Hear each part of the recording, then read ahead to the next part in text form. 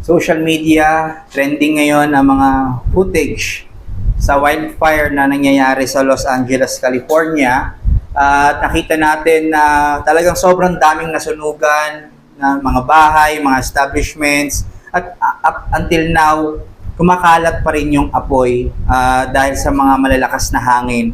Pero yun nga, maraming footage na talagang tupok ang mga bahay. Talagang nakakaawa ang mga sinapit ng mga tao po doon, ng mga nawalan ng bahay at kabuhayan. At isa rin sa nakatch ng attention ko yung mga nasa loob pa ng bahay na nagbibideo, at yung iba naman ay tinatry na patayin pa sa kanilang garden yung mga apoy na nandoon gamit lang yung timba. Sumasalok lang sila ng tubig para maapula yung mga apoy na yon. Pero pagpapakita dito na sila yung mga tao na ayaw iwan yung kanilang bahay, ayaw, hindi sila nakinig na dapat lumikas na, in denial sila na pwede silang mapahamak do sa mga oras na yon, at very desperate sila na isave pa ang kanilang mga bahay gamit ang kanilang mga sariling lakas. Pero in reality, talagang mahirap kalabanin ang ganun kalaking apoy, isang talagang kumakalat gamit lang yung timba ng tubig. Kaya hindi talaga maiiwasan na nakakaawa, at yung compassion natin sana hindi na tumuloy pa at maapulan na talaga doon sa yung mga residente doon sa LA. Talagang mamumuo sa atin yung empathy, yung burden sa kanila na sana wala nang hindi na magpatuloy yung pagkalat ng apoy. Parang ganito yung makikita natin sa puso ni Pablo dito sa chapter 9 towards sa mga kababayan niyang Hudyo. At mas lalong dihamak na mas masidhi yung puso niya na sa pagkakaroon ng empathy sa kanila. Dahil ito ay patungkol sa kaligtasan. Ito na ay tungkol sa sasapitin nila sa eternity. Na alam niyang pag wala sila kay Kristo, ay matutupok sila sa banal na puot ng Panginoon. Kaya ang panawagan ni Paul sa mga Jews, sa mga Hudyo, na mapapahamak sila kung mananatili silang hindi mananampalataya sa Ebanghelyo. Pero bago tayo mag-dive sa ating passages ngayon, this morning sa chapter 9, alalahanin muna natin kung saan tayo nanggaling dito sa chapter 8. At biyaya ng Panginoon, no, natapos natin ang chapter 8, at gusto ko lang muli ma-concretize sa ating isipan ang assurance ng kaligtasan kay Kristo. At ito ay totoo, ito ay reliable, unfailing, at certain. Sinimulan ito sa no condemnation sa verse 1 at nagtapos sa verse 39 nang nothing can separate us from the love of God in Jesus Christ. And this only shows na ang kaligtasan ng isang believer ay siguradong sigurado at very secure dahil nakalakip ito sa pag-ibig ni Kristo na tapat kailanman. Na alam nating unchanging yon, powerful at faithful, na dapat palagi nating i-meditate ito sa kahit anong panahon ng ating buhay, sa kahit sitwasyon ng ating buhay. And I hope and praying sa pag-aaral natin ngayon ay mas ma-appreciate natin lalo ang katapatan at kabutihan ng Panginoon na wala naman tayong deserve sa mga blessings na ito. Pero ang mapagpalang Diyos ay nagpasya pa rin na bigyan tayo, ibigay pa rin sa atin dahil sa kanyang overflowing love at abounding grace. So ito ngayon yung gusto natin makitang lente sa pagpasok natin sa chapter 9. Dahil itong chapter na ito, sobrang hirap lunukin. Sobrang hirap talaga niya. Ito ay hard pill to swallow kung ang grace ng Lord ay hindi umiiral sa puso natin. Kung hindi natin naunawaan ang Ebanghelyo, mahirap ito at pwede tayong malid pa sa ibang katuruan. Sabi nga ni Ligon Duncan, it's not difficult to understand. It's just difficult to accept. Madali siyang aralin, kabisaduhin, intindihin, pero ayaw natin tong i-accept, tanggapin dahil sa ating mga matitigas na puso na nagkakalyo na ang dapat ay nakaturo sa atin. Ano bang mahihita ko dyan? Very self-centered ng isang tao. Kaya itinuturo ito para mapalitan ito ng God-centered heart. Kailangan natin na talaga ang grasya ng Panginoon to comprehend and to accept this chapter. In fact, sa mga hard truths na nandito sa chapter 9, sabi nga ng mga scholars, mga kapatid, umiiwas silang i-preach ang chapter 9 to 11. Ayaw nilang i-preach ito. Kasi iniisip nila, di naman related to sa chapter 1 at chapter 8. Ang ginagawa nila, hindi na nila pinipreach yung 9 to 11, dumediretso na sila sa 12 to 16. Yung mandates. Dito muna sila sa doctrine, maganda, pero sa duties, doon na lang dediretso. Pero inilagay ni Pablo itong 9 to 11. Ibig sabihin, intended ng Panginoon na maunawaan natin. Maaral natin ito. Marami nagsasabi, parenthetical ito, na isama lang ni Pablo, pero I believe ito ay organically connected and related sa chapter 1 to 8 sa mga graces ng Panginoon. Dahil sa mga hard truths na ito, mga kapatid, sa chapter 9, nagkaroon ng mga controversies. Naging controversial ito at nagsimula pa sa mga issues sa church. Kaya kasi di ba, pag unang tingin natin sa chapter 9, pagbabasahin natin, nandun yung election, nandun yung pagpili ng Diyos, nandun yung predestination, nandun yung sovereign will ng Diyos sa pagpili niya ng mga ililigtas niya lang. Eh kung wala kang ang grace ng Panginoon, ay may iba yung tingin mo sa Kanya. Na itong mga doctrinal truths na ito, ay pwede natin ma-misunderstood ang Diyos na very unfair at very unloving. Kaya dapat maging maingat tayo sa chapter 9 na ito at talagang dalhin natin ang ating mga sarili sa panalangin para sa pagtanggap ng mga katotohanan ito. Pero sa totohanan lang, mga kapatid, itong chapter 9 ay hindi naman talaga about sa election at predestination. Though ito yung nakasulat, though ito yung ating pag-aaralan, pero kung ang chapter 8 ay about sa assurance ng pag-ibig ng Diyos, alam niyo po ba, ang chapter 9 ay about naman sa faithfulness ng pag-ibig ng Panginoon. So, assurance at faithfulness. Di ba sa last part ng Romans, natutunan natin doon na nothing can separate us from the love of God in Christ. Dahil ito ay faithful. Ang pag-ibig ni Kristo ay faithful, nananatiling tapat at mananatiling tapat. Ito ang connection natin na titignan mula sa chapter 8 at chapter 9, ang faithfulness ng pag-ibig ng Diyos. So to begin this chapter, please join in me in reading our passages dito sa Romans 9 verses 1 to 5. Let's read. I am speaking the truth in Christ. I am not lying. My conscience bears me witness in the Holy Spirit that I have great sorrow and unceasing anguish in my heart. For I could wish that I could myself were accursed and cut off from Christ for the sake of my brothers, my kinsmen according to the flesh. They are Israelites, and to them belong the adoption, the glory, the covenant, the giving of the law, the worship, and the promises. To them belong the patriarchs, and from their race, according to the flesh, is the Christ, who is God over all, blessed forever. Amen. So, praise God for reading His Word. Tayo muli ay manalangin, humingi tayo ng tulong sa ating banal na Diyos. Makapangyarihang Panginoon, kami ay humingi sa iyo ng gabay sa pag-aaral pong nito na napakahirap i-accept.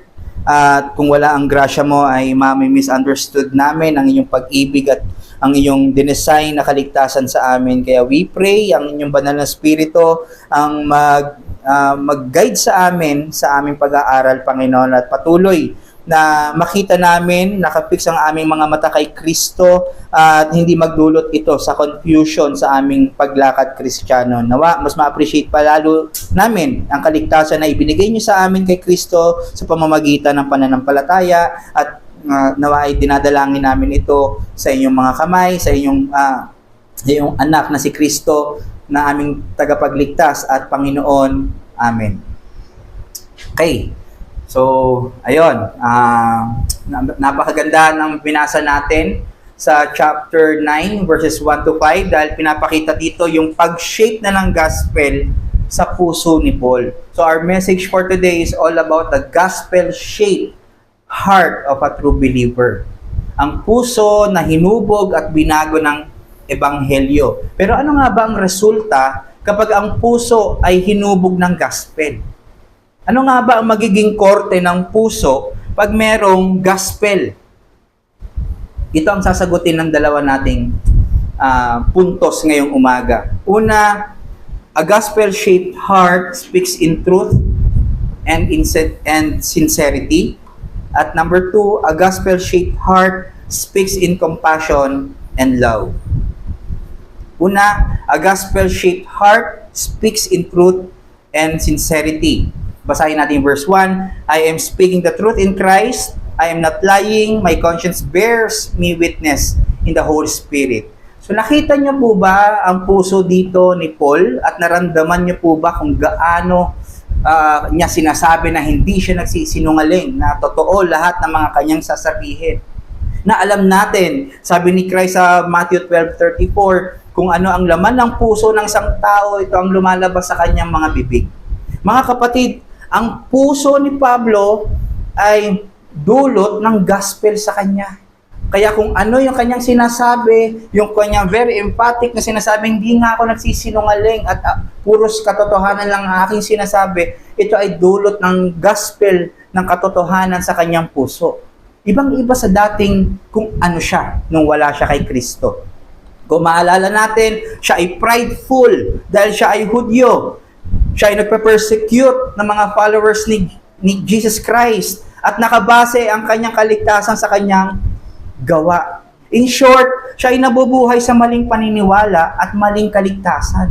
Pero ngayon, mga kapatid, naliwanagan na siya sa katotohanan na ang kaligtasan ay grasya o regalo lamang kay Kristo. Naliwanagan na siya ngayon na ang gospel lamang ang nagliligtas ng isang taong makasalanan. Hindi dahil siya ay Hudyo, hindi dahil siya ay holder ng kautusan ng Diyos, pero dahil lamang kay Kristo na siya lamang ang daan para sa kaligtasan ng isang tao. Na kung sino ang sasampalataya ay talagang maliligtas at hindi mapapahamak. Alam ni Pablo na maraming mag-a-arise ng tanong galing sa mga Hudyo pagkatapos nilang marinig yung mga katotohanan at kaligtasan mula chapters 3 to chapter 8. Nalaman nila, narinig nila ang justification through faith alone, in Christ alone, by grace alone.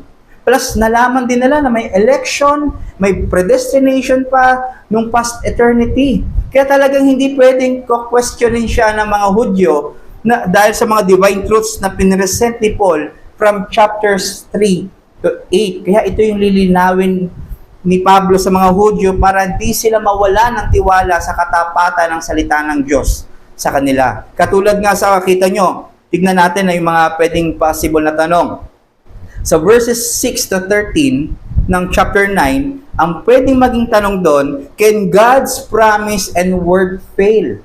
Ibig sabihin, parang ang tanong doon, kung may pinili pala ang Diyos para iligtas, meaning ba nito nag-fail na ang Diyos sa mga pangako niya sa aming mga Israelita, sa aming mga Hudyo?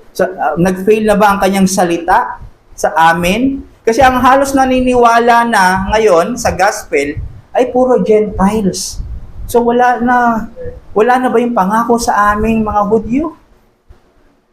Sa verse 14 to 18, ang tanong naman doon na sasagutin ni Paul, isn't it unfair for God to choose some and not? Kung meron palang kakaawaan ng Diyos at hindi ba siya unfair doon? Hindi ba injustice yon? Pagdating sa verse 19 to 23, ang tanong naman doon, why God still condemn us if we cannot resist His will? Kung may pinili naman pala siya, bakit niya i-condemn pa yung mga hindi niya kinaawaan?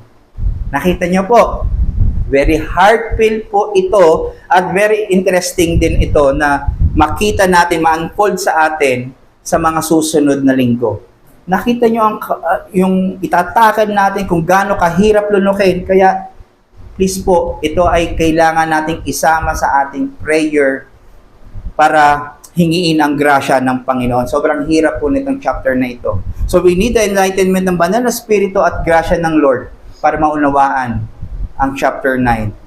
Siyempre lahat, pero ito nga particularly ay medyo hard pill. Nakaka-amaze kasi dahil sa inspiration ng Spirit kay Paul, hindi niya hinayaan o hindi hinayaan ng Diyos na may maiwang butas na ikalilito ang mga Hudyo.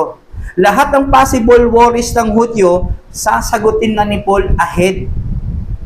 At hindi niya lang ito basta-basta sinulat dahil gusto niya lang makapakita sa mga readers kung gaano siya kaalam sa doctrine of grace, pero alam niya, ito ay comfort at magiging profitable sa lahat ng mga nakatanggap ng grace ng Panginoon. Alam ni Paul na mas ma-appreciate ng readers na mga Christian readers, ma-appreciate nila lalo ang gospel pag napahayag itong mga hard truths na ito. Itong chapter 9 to 11. Kaya ganun na lang ang sabi niya sa verse 1. Bago niya bitawan at sagutin yung mga tanong ahead, ito yung sinasabi niya, I am speaking the truth in Christ. I am not lying. My conscience bears me witness in the Holy Spirit. Pinapaunawa niya na nagsasabi siya ng katotohanan emphatically, truly. Hindi ako nagsisinungaling at totoo ang aking sinasabi. Meaning, hindi lang ine-engganyo ni Paul. Hindi niya ine-exage at bino-beautify ang gospel. Pero dahil sadyang irresistible at very lovely ang ebanghelyo. Ina-assure niya ang mga Hudyo na ang mga kanyang sasabihin at sasabihin pa sa chapter 9 ay katotohanan lamang at galing sa kanyang puso. Nagsasalita dito si Paul as a credible man in Christ since siya ay tinawag na apostol sa Gentiles at naka-experience ng mga salvation blessings as Jews. At para sa kanyang credibility, sinasabi niya na siya ay nagsasalita sa ngalan ni Kristo. Iba yun. Pag sinabi natin na ang sinasabi ko ay galing kay Kristo, sa ngalan ni Kristo, ito ay ibinigay niya para sabihin ko sa inyo, mabigat na claim ito para kay Paul. Napakabigat nito na i-alter niya ang salita ni Christ, ang katotohanan. Kaya sinasabi niya, totoo yung aking sasabihin. At sinasabi niya rin, hindi lang sa pangalan ni Christ, ang witness niya ay ang banal na spirito na kaya na ang kanyang conscience ay enlightened under ng operation ng banal na spirito habang sinasabi niya to. And we may say, just like the sermon nung sa John 16, na ang kanyang conscience ay convicted ng banal na spirito. Parang sinasabi ni Paul na di niya ito gawa-gawa, hindi niya lang ito imbento, pero dahil ito yung itinuro sa kanya ng banal na spirito. Ito yung ipinaalam sa kanya ng banal na spirito na kailangan niyang spread sa lahat ng mga wala pa kay Kristo for the sake of the elect. Bakit kaya ganito na lang niya binibigay or binibigyan ng assurance sa mga Hudyo na nagsasabi siya ng totoo? Pwede naman niya sabihin, nagsasabi akong totoo, pero parang, alam mo yung ramdam mo na hindi ako nagsisinungaling. Bakit ganito na lang niya gustong i-assure ang Hudyo? Dahil ang Hudyo, ito ay mga kababayan niya. Ito ay mga kalahi niya. Na iniisip niya, or iniisip ng mga Hudyo, na tinraidor niya sila, na tinalikuran niya sila at pinagpalit sa mga bagong turo na ito. Di ba ganun naman po pag meron tayong nalaman, tapos ay iba pala, hindi pala biblical yan. Magtatampo yung dati dahil meron tayong bagong natutunan. Na alam naman natin, hindi ito bagong turo, pero ito lamang ang katuruan ng Bible mula pa sa Old Testament. Kaya ganun na lang yung puso niya sa kanila, na kulang na lang, hiwain niya sa dalawa at ipakita niya ang loob ng kanyang puso na hindi ako nagsisinungaling. Hindi niya magagawang maloko o manloko dahil representative siya ni Kristo at claiming siya na ang witness niya ay ang banal na spirito. Ganito ang pusong nahupog ng gospel, mga kapatid. Ang isang believer ay hindi na naghahangad para mangloko. Hindi na naghahangad para manghikayat lang. Dahil ang disposisyon ng kanyang puso ay patungo lamang lagi sa katotohanan. Ang isang believer ay hindi na nagsasalita at tumikilos para lang sa kanyang agenda o pakinabang.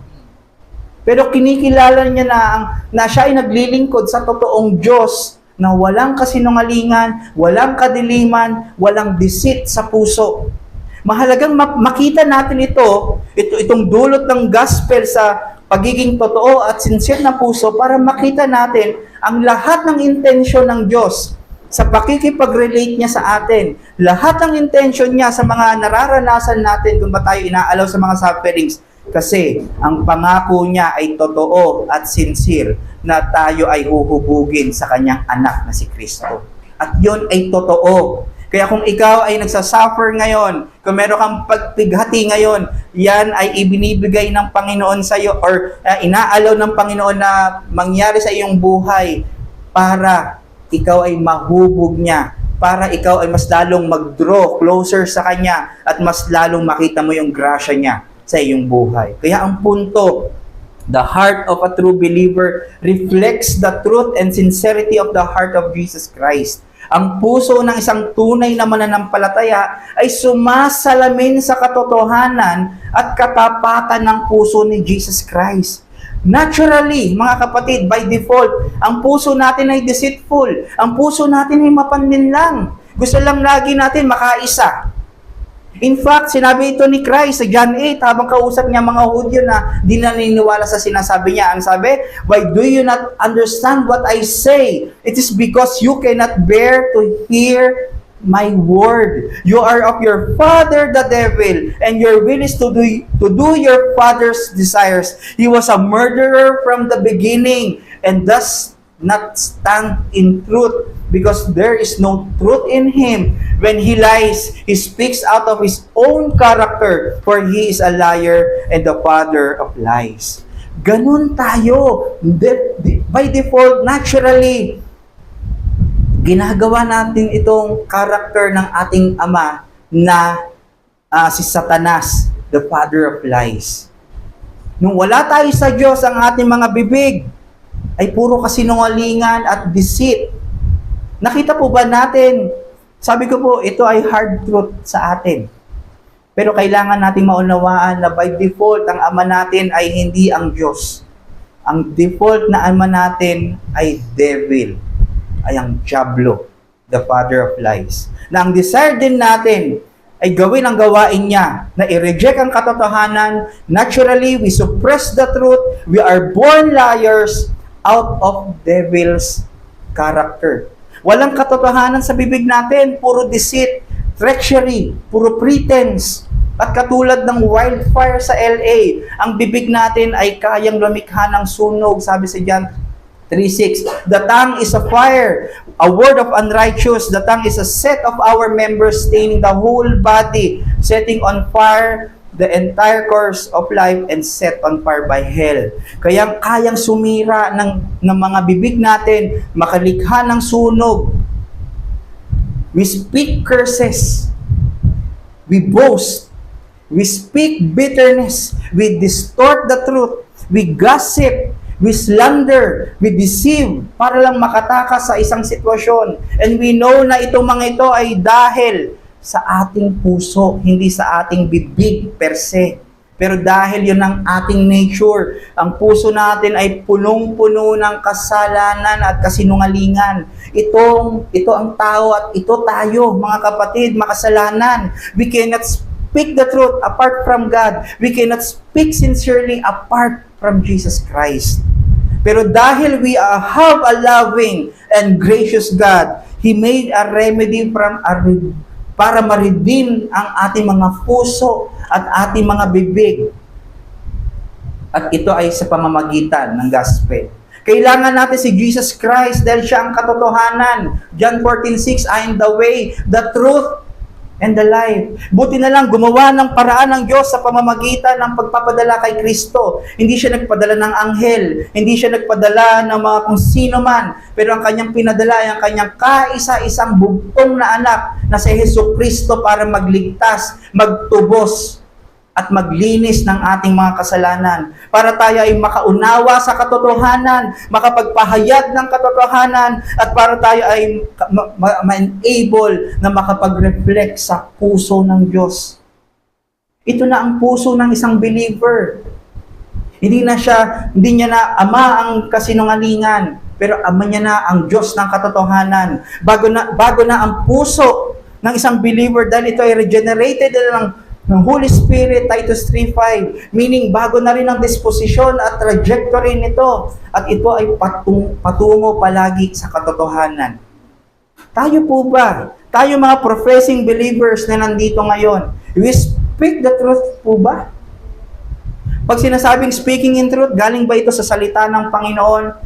Enlightened ba sa wisdom ng Banal na Espiritu? Sincere po ba tayo sa mga kapatid natin o sa mahal natin sa buhay?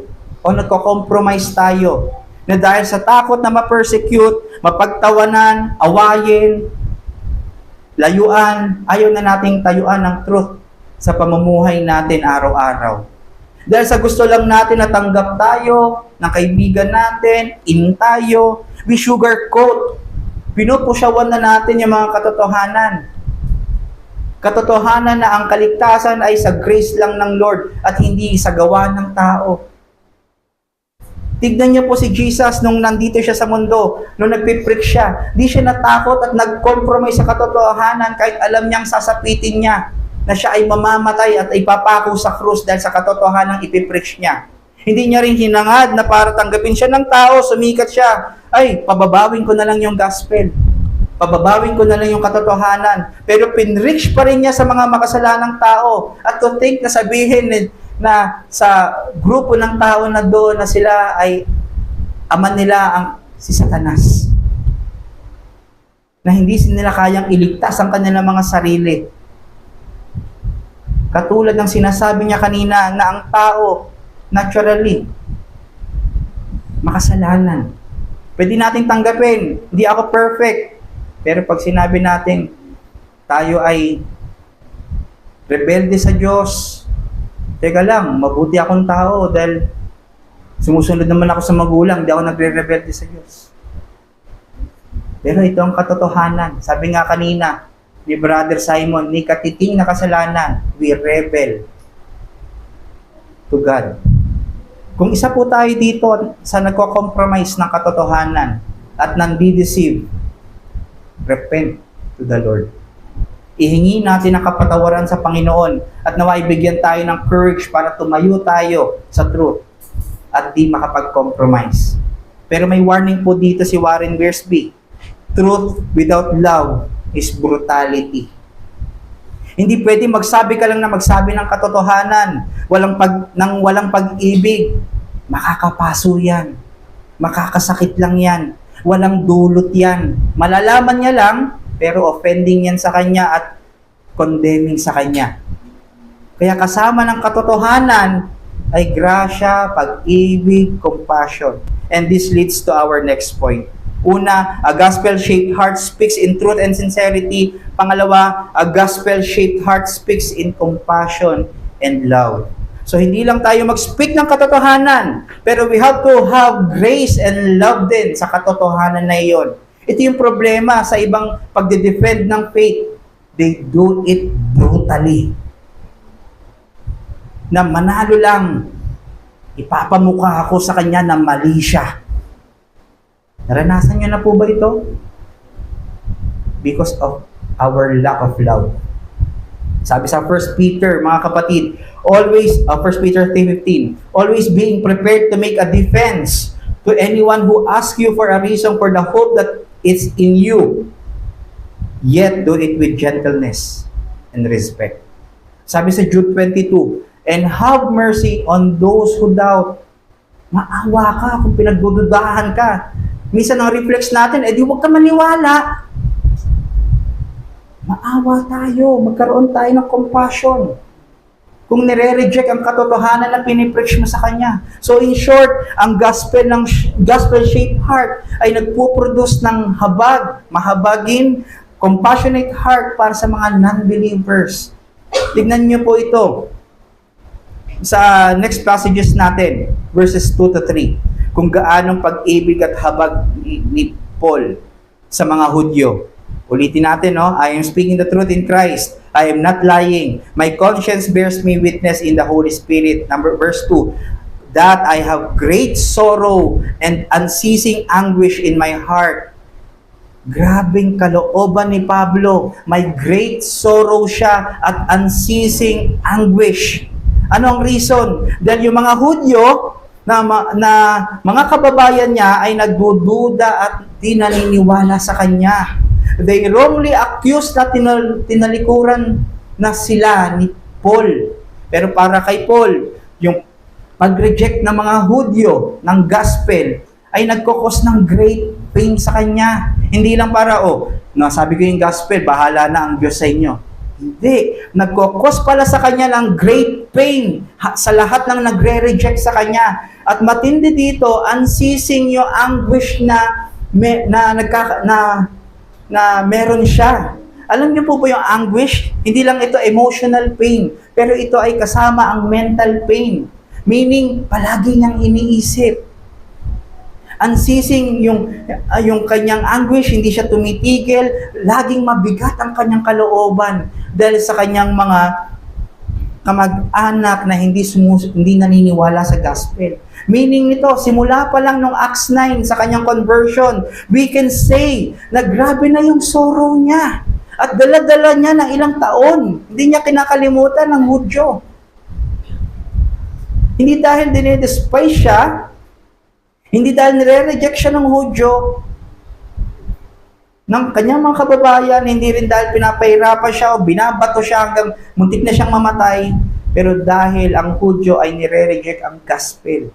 Kaya doon nagkakaroon ng emotionally torture anguish. Imagine, mas nasasaktan siya, hindi dahil sa pagbugbog sa kanya, pero dahil sa pag-reject ng Hudyo sa gospel. Ganun ang kanyang puso, very concerned sa kaligtasan ng mga Hudyo. Grabing pag-ibig ang na-produce ng gospel sa puso niya. At hindi lang basta siya lang nalulungkot, willing pa niyang ipagpalit yung kanyang kaligtasan para sa Hudyong di mga naniniwala. Sabi sa verse 3, "For I could wish that I myself were accursed and cut off from Christ for the sake of my brothers, my kinsmen, according to the flesh." Gusto ko makita natin yung gravity nito, no? Hindi lang siya anguish sa mga di naniniwala, pero dahil mga ito ay kalahi niya na hindi naniniwala sa kanya, malapit sa kanyang puso. Para bang nag-preach ka, nag-evangelize ka, at yung mga kaibigan mo, mga kaklase mo, naniniwala, pero yung kamag-anak mo, yung pamilya mo, pinagtatawanan ka, pero dun sa mga klase mo, hindi naman. Anong mapupo sa puso mo dun? Compassion. Makinig naman kayo sa akin. Totoo yung sinasabi ko. Di ba ang sakit no? Nakakapag-evangelize tayo sa iba, pero yung mismo mga pamilya sa natin, hindi naniniwala sa atin. Kaya kung ikaw ay ini-evangelize ka, at palagi kang ini-invite sa pag-worship sa service, ganito lang kasaya yung nag-invite sa'yo, na naririnig mo ang salita, naririnig mo ang gospel ng Panginoon. Kaya yan ay dapat mong ipagpasalamat sa Panginoon dahil ginagamit ang nag-invite sa iyo ngayon para ikaw ay tawagin sa pagsisisi at paniniwala. Ganito ang bagong puso ni Pablo na hinubog ng banal na spirito na sa kagustuhan niya kagustuhan niya pa na ma-curse alang-alang sa mga di naniniwalang ng gospel. Alam niyo po yung term na accursed dito, ang meaning dito ay anathema. At ang meaning ng anathema, di lang siya para sumpain. Pero ito ay isang offering na sineset apart para sa banal na puot ng Diyos. At palaging ginagamit ni Paul ito sa mga taong separated kay Christ o mga hiwalay kay Christ. Sabi sa Galatians 1:8-9, "If anyone is preaching to you another gospel contrary to the one you received, let him be anathema." Let him be accursed. Sumpain siya. I-set apart siya para sa banal na puot ng Diyos. Isipin mo, yun ang kagustuhan niya para lang maligtas. yung kanyang mga kababayan, yung kanyang lahi. At hindi lang si Paul ang unang nagsabi nito. Kung makikita natin sa Old Testament, sinabi rin ito ni Moses. Kung maalala po natin, yung umakyat si Moses sa Mount Sinai para i-receive ang Ten Commandments, yung tablet of stones. Nainip yung mga Israelites. Pagbalik niya, gumawa na sila ng golden calf. At sinasamba na yung Diyos-Diyosa na yun. Kaya sa galit ni Moses, binato niya yung Ten Commandments, yung tablet na yon, at sinunod niya yung golden calf at sinabi at bumalik kay sa Panginoon at nanalangin. Sabi niya, these people have sinned a great sin. They have made for themselves gods of gold. But now, if you will forgive their sin, but if not, please blot me out of your book that you have written. Pinapaalis niya yung pangalan niya sa book of life. Meaning, willing din siyang isacrifice yung kanyang sarili ni Moses para sa kasalanan ng Israel na nakomit nila sa Diyos-Diyosan. Pero tinanggap ba ng Diyos ang sinabi ni Moses? Hindi. Ang sabi ng Diyos, paparusahan niya ang mga nagkasala. Kasi walang iba na pwede mag-atone. Walang pwede makipag-mediate para ibigay ang buhay para dun sa mga nagkasala niyon, kundi si Jesus Christ lang. So katulad ni Moses, willing si Paul na maging anathema o parusahan, at hindi lang yon, willing siyang ma-cut off kay Kristo. Alam niyo po ba yung hinihiling ni Paul? Di lang siya para parusahan, maging sumpa o isumpa, pero hinihiling niya na kahit ma-separate na siya kay Kristo sa pag-ibig ni Kristo. Di ba sa Romans 8, nothing can separate us from the love of Christ? Ngayon, mas gugustuhin niya nang may separate siya. Maging sumpa siya, mahiwalay siya kay Kristo. Ang implication nito, eternal yung kanyang pagkakahiwalay. Wala nang balikan. Wala, divorce na yon forever. Nakikita niya po ba yung kagustuhan ni Paul dito? Kung gaano niya kagusto na maligtas, maniwala naman kayo sa gospel, na kaya niyang ibigay sarili niya para sa kanila. Gusto lang ipakita sa atin dito yung pag-ibig at compassion ni Paul sa mga non-believing na kanyang mga kalahi. Dahil mahal niya sila. Pag iniibig niya sila, habag ang meron siya sa kanila. Hindi siya naiinis sa kanila, pero habag. Ganito pala ang gospel. Habang dinadala tayo ng Lord ang isang believer pataas sa grasya niya, siya rin naman ang pagdala ng Lord sa puso ng mga believers sa compassion at pag-ibig, humility towards others. At tignan niyo po kung paano pa pinipersuade ni Paul. Pinipersuade nila ni Paul yung mga Hudyo dahil sa concern niya na sila ay dapat maniwala na sa gospel. Very vocal, una ginamit niya, very vocal, brothers ko kayo. Laman sa laman, kamag-anak ko kayo. Pero kung hindi kayo ma-persuade dyan, na ako yung nagsasabi ng totoo, ni-remind sila ni Paul na kayo ay spiritual, meron kayong holder kayo, recipient kayo ng spiritual privileges ng Diyos. Noong Old Testament. Sabi sa verse 4, they are Israelites, and to them belong the adoption, the glory, the covenants, the giving of the law, the worship, and the promises.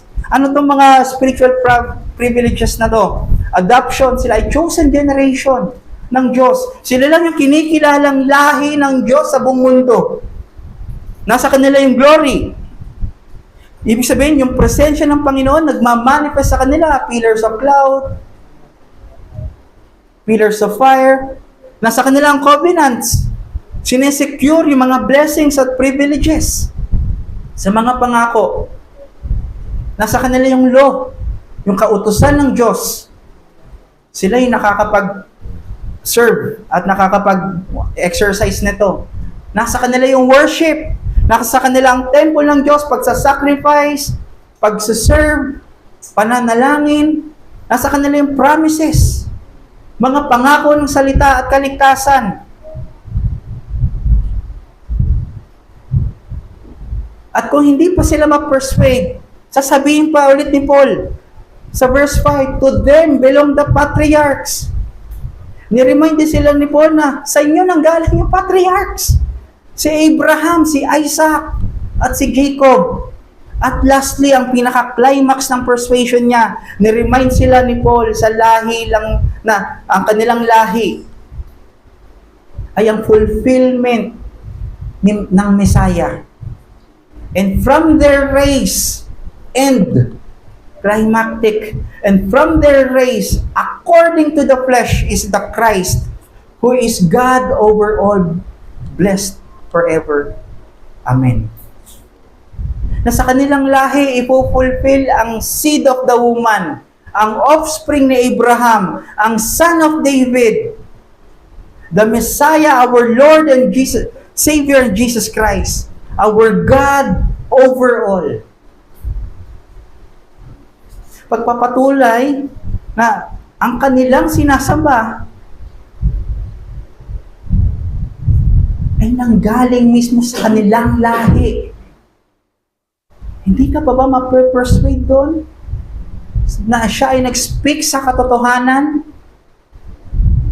Bakit kaya niya binring up pa itong mga privileges ng Israel? Dahil pinapakita niya sa mga Hudyo na tunay yung kanyang pag-ibig sa mga kanyang kalahi. Pero pinapakita niya rin na tunay na iniibig sila ng Diyos. Na to think, na ipa-experience sa kanila ang spiritual blessings na ito. At hindi sa ibang lahi. Sa Israel lang. Lahat ng pwedeng assurance, comfort, nasa Israel na. Pero still, kahit meron sila, naghahanap pa rin sila ng sariling schemes. Lalo na sa aspeto ng kaligtasan. Di pa rin naniniwala sa truth ng Diyos kay Kristo. Na-reject pa rin nila yung gospel na pinipreach ni Christ at ng mga apostol. Kaya ganito na lang ang anguish ng puso ni Paul.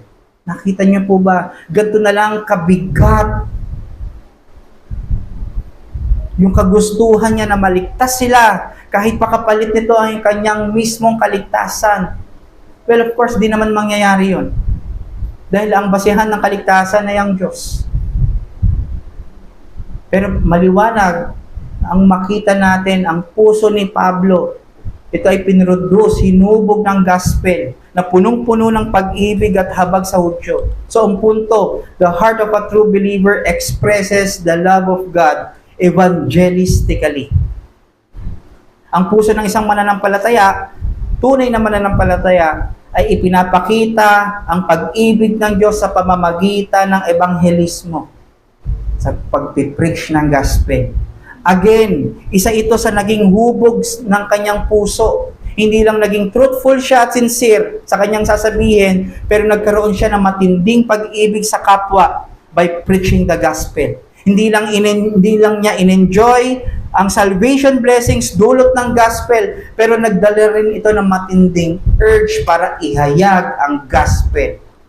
Sabi nga sa Romans 1:14-15, siya ay eagerly and obligated na i-preach ang gospel. Gusto nga nilang ihikayatin na makatulong niyang Romans para i-preach ang gospel sa Spain. Paul is full of compassion, kaya he evangelized. Sabi nga ni Tom Ascol, sinasabi niyang iniibig niya ang mga Hudyo. Habang sinusulat niya to, meron siyang latay sa likod. Habang sinasabi niyang, maniwala kayo sa gospel at iniibig ko kayo, habang siya ay may nagpapahirap at nakakulong siya. Kahit may banta sa buhay niya, willing niya pa rin i-sacrifice ang kanyang sarili sa mismong mga nagpapahirap sa kanya, ang mga Hudyo. Pinapakita sa atin dito na kaya pala nasabi niya sa Ephesians 5:1-2, ito yung itsura ng believer. Do sa verses na yon. Therefore, be imitators of God as beloved children and walk in love as Christ loved us and gave Himself for us, a fragrant offering and sacrifice to God. Of course, di naman natin pwedeng gawin. Hindi ibig sabihin nito na we give ourselves sa iba as atoning sacrifice. Pero ibibigay natin sa kanila si Kristo by evangelism. Dahil kay Kristo, Dahil kay Kristo nakuha ni Paul at ni Moses yung prinsipyo na ito na gusto nilang ibigay ang kanilang sarili para sumpain na lang para sa kasalanan na di niya naman ginawa. Nangyari ba ito? Yes. Sa krus ng Kalbaryo. Sa krus, dinisplay doon ni Jesus Christ ang pagbibigay ng kanyang sarili na once and for all, hinandog niya ang sarili niya para sa makasalanan na kung sino man ang sasampalataya ay maliligtas at hindi mapapahamak, hindi makakaranas ng puot ng Diyos. Sabi sa Galatians 3:13, Christ redeemed us from the curse of the law by becoming a curse for us. For it is written, curse everyone who is hanged on a tree.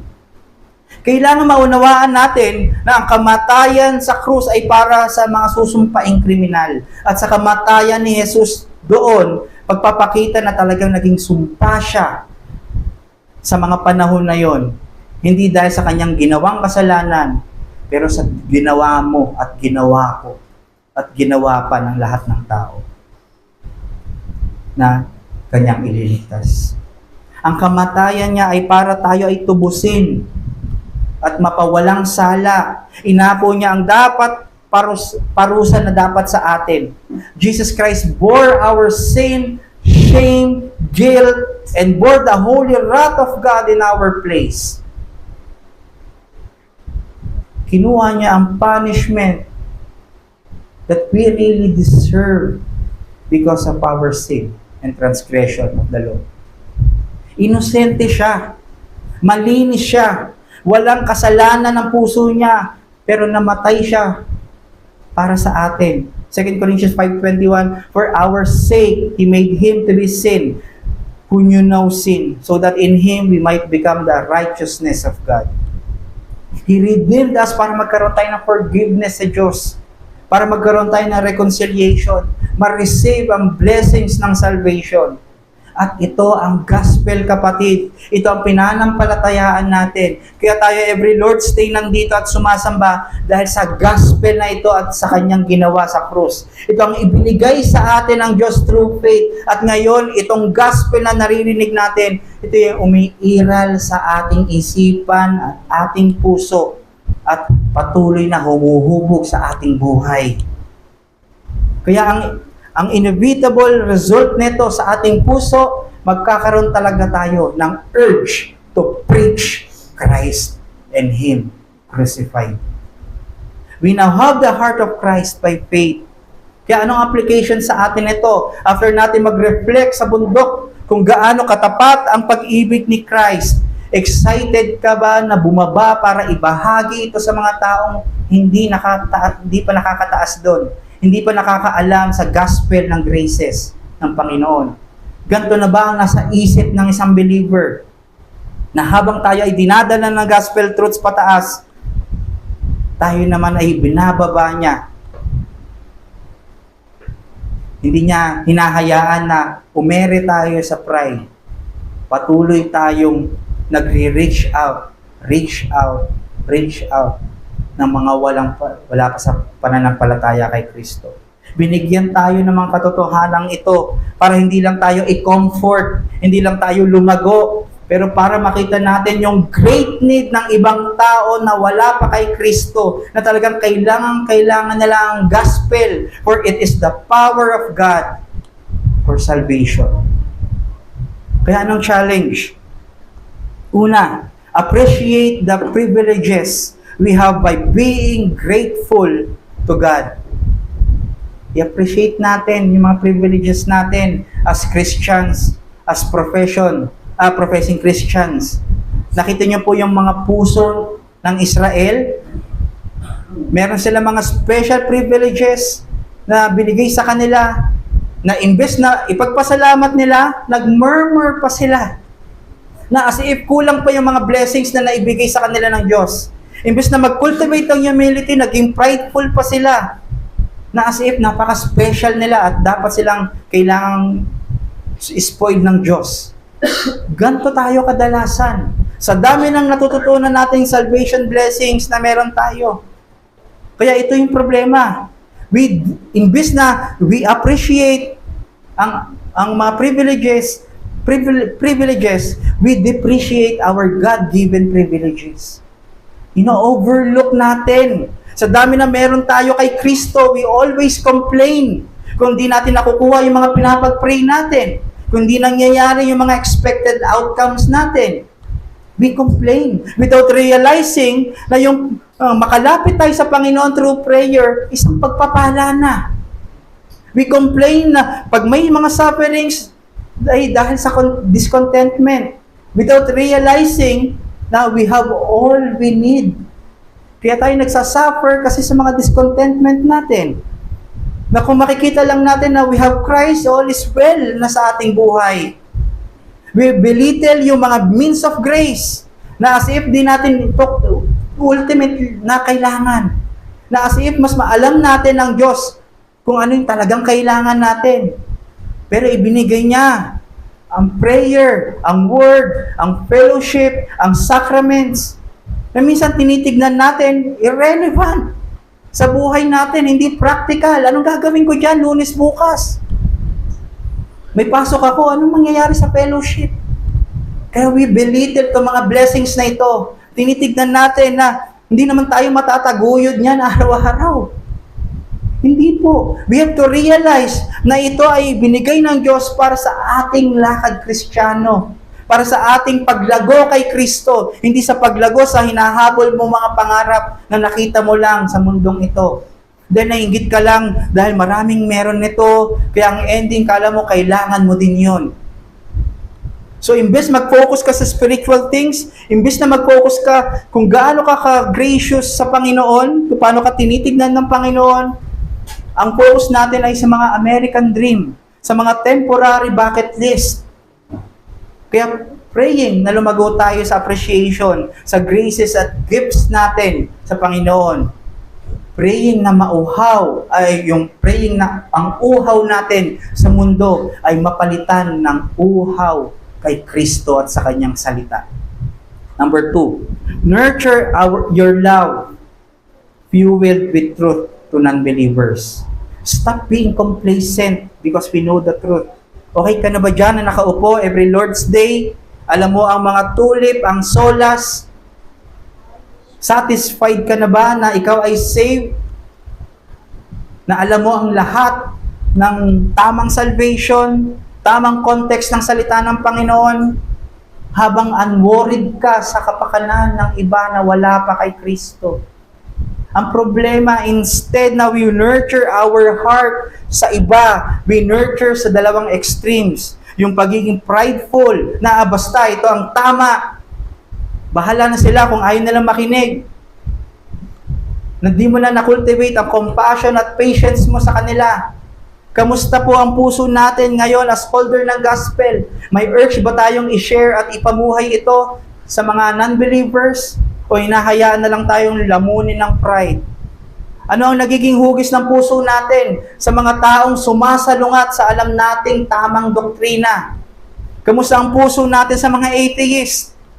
Kamusta ang mga puso natin sa mga hindi natin katulad na pananampalataya? Sa mga charismatics, sa mga Pentecostal, sa mga Katoliko? Kamusta ang ating pakikipag-ugnayan sa kanila?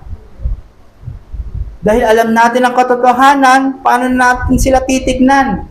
Dinedespise ba natin sila? Pinagtatawanan ba natin sila? Ginajudge ba natin sila? Na wala, as if wala na silang pag-asang maligtas kasi mali ang kanilang ginagawa. Impatient ba tayo na mag-invite, mag-evangelize sa ating mga pamilya, kaibigan?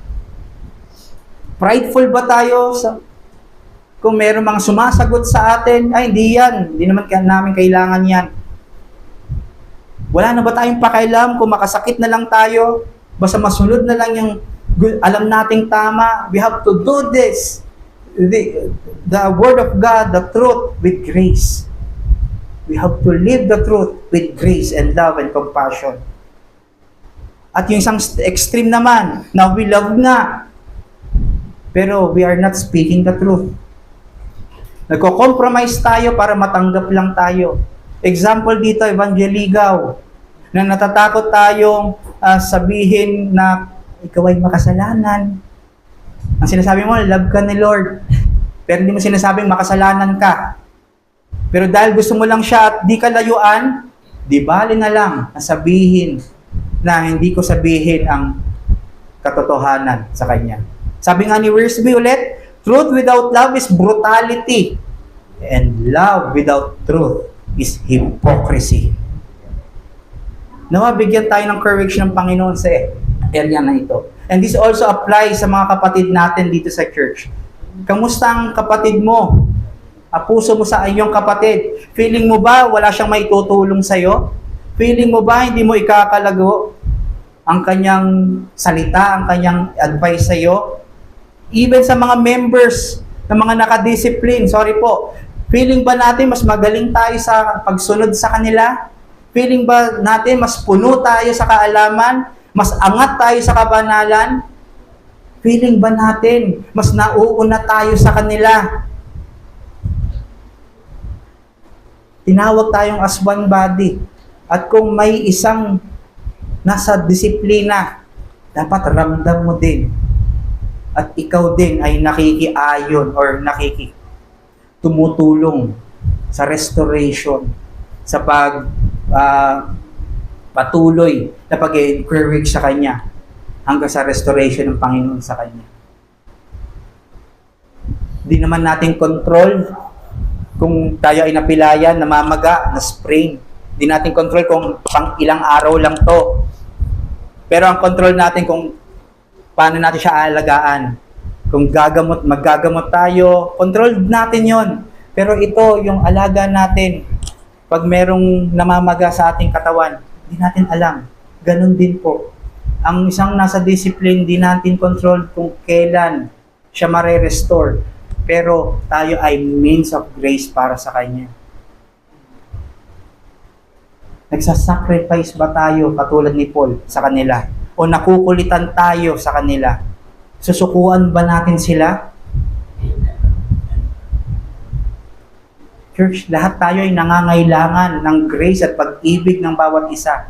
Hindi lang kailangan nila ang grace at pag-ibig mo, pero ikaw mismo kailangan mo din ang grace at pag-ibig nila. Kailangan mo ang bawat isa, ang kapatid mo sa kalakasan at paglago.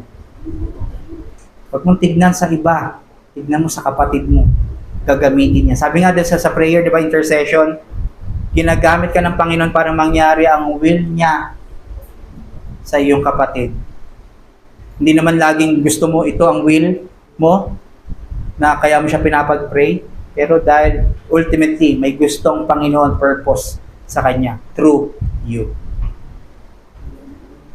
At even sa mga strangers, ano ang puso natin? Like for example na lang, na ipag-pray ba natin ang wildfire sa California, sa Los Angeles, na hindi lang sila maging safe, pero maihayag ang gospel sa kanila. Ang ganda nung kanina, may nakita ako, nagpe-preach ng gospel habang may mga tupok sa paligid.